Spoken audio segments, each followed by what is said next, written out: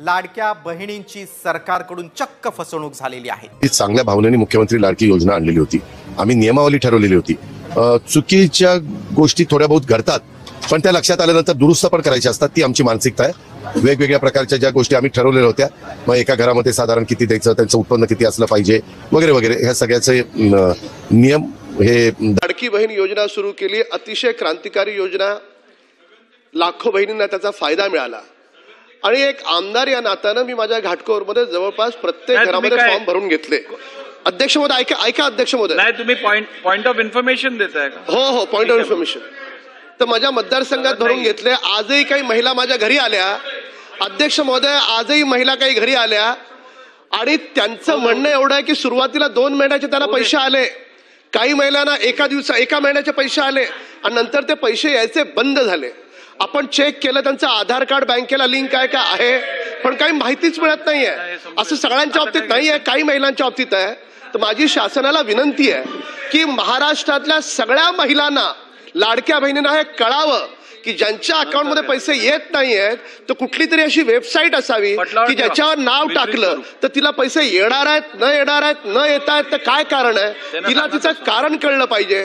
कारण ती लाडकी बहीण आजही आशेवर आहे की मला 2 महिन्याचे पैसे मिळाले, पुढचे पैसे मला मिळणार की नाही मिळणार। सरकारला निर्देश द्यावेत की सरकारनं अशा स्वरूपाची वेबसाईट सुरू करावी आणि विरोधी पक्षाला बोलण्याचा काय अधिकार नाही। तुम्ही त्या लाडक्या बहिणीला खडकू दिला नाहीत, आम्ही दिलेत पैसे आम्ही, आणि ज्या बहिणींना मिळत नाहीत त्या बहिणींना सुद्धा आम्ही देऊ। आणि सन्माननीय आदित्य ठाकरे साहेब, तुम्हाला तर जराही नाही, तुम्हाला तर जराही नाही, महापालिका लुटून खाल्लीत तुम्ही। पंकजाताई बोला। मला माहित नाही, सन्माननीय सदस्य जे बोलत होते ती वस्तुस्थिती। अनेक महिलांना वाटतं की त्यांना फसवलं गेलेलं आहे, कमी पैसे मिळतात बँकेच्या खात्यांमध्ये, त्यांची नावं कापली जातात। मी तर त्यांचं अभिनंदन करत होतो की वस्तुस्थिती त्यांनी हाऊस समोर आणलेली आहे, तर एवढं चिडण्याची काय गरज होती? आम्ही सगळे तर त्यांचे अभिनंदन करत होतो की महिलांची फसवणूक ही लाडकी बहीण योजनेत कशी होत आहे, ठीक हे त्यांनी लोकांसमोर आणलं। त्याचा कायम शब्द तुम्हीच काढला, काढल्यानंतर एक नवा पैसा तुम्ही दिला नाही, एक नवा पैसा, एक टप्पा देखील तुम्ही दिला नाही। याचा पहिला टप्पा देखील, हा पहिला टप्पा देखील मी ज्यावेळेस आम्ही मुख्यमंत्री होतो त्यावेळेस आम्ही तो दिला। दुसरा टप्पाही आम्ही दिला 40%चा। त्यामुळे मध्यंतरीच्या काळामध्ये 2.5 वर्ष तुमचं सरकार होतं, त्या सरकारच्या काळामध्ये फुटकी कवडी तुम्ही दिली नाही यांना, फुटकी कवडी नाही दिली। आणि त्याच्यानंतर पुन्हा आमचं सरकार आल्यावर आम्ही निर्णय घेतलाय, खरं आहे की आम्हाला ते पैसे द्यायला उशीर झालाय, हे मान्यच आहे, पण निर्णय आम्ही घेतला। 2.5 वर्षात तुम्ही फुटकी कवडी दिली नाही, त्यानंतर शिंदे साहेबांच्या सरकारमध्ये आम्ही निर्णय केला आणि आम्ही ते पैसे देणार आहोत, त्याकरता आमचं कमिटमेंट आहे।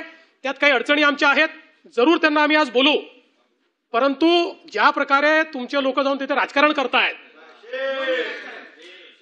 हे जे राजकारण चाललेलं आहे, माझा सवाल आहे की ज्या वेळी तुम्हाला संधी मिळाली एकदाही एक फुटकी कवडी तुम्ही दिलेली नाही या संदर्भात, आणि आता जाऊन राजकारण करता।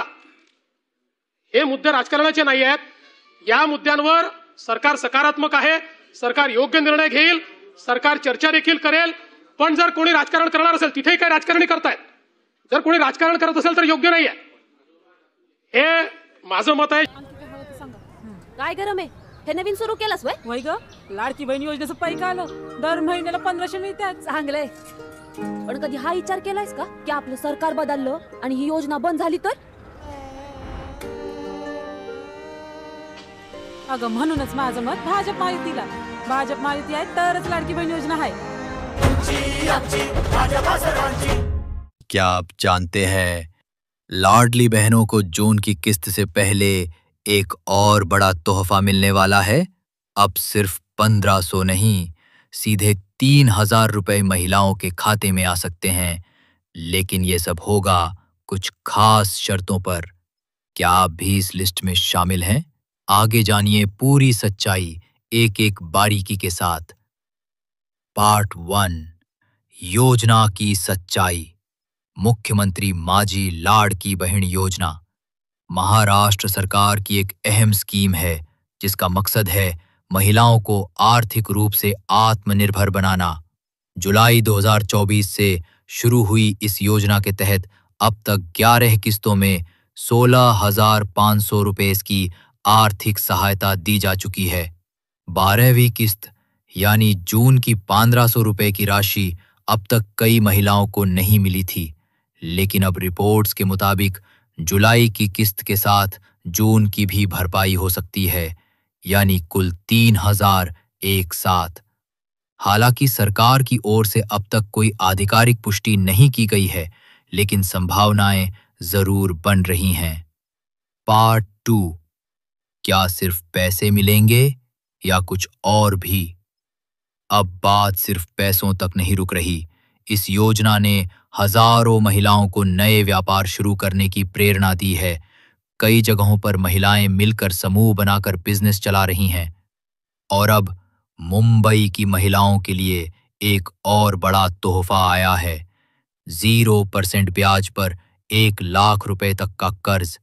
पहले ये कर्ज 9% ब्याज पर मिलता था, लेकिन अब सरकार की 4 बड़ी महामंडलों की योजना से ब्याज की पूरी सब्सिडी दी जा रही है।